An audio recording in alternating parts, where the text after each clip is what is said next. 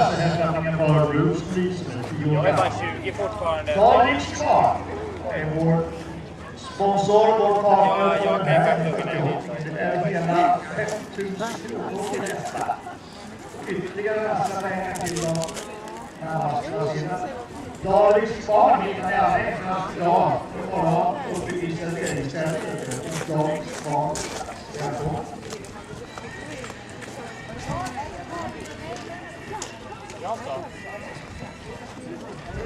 Alltså vad är det du är?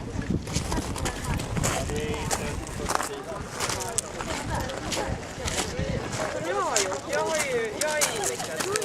Men jag kanske ska se det, jag vet inte. Jag har ju tagit mat i lärarbilen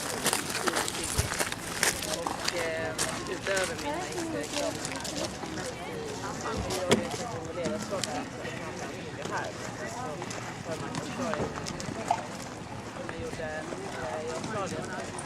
Och det har jag jättestor nytta av.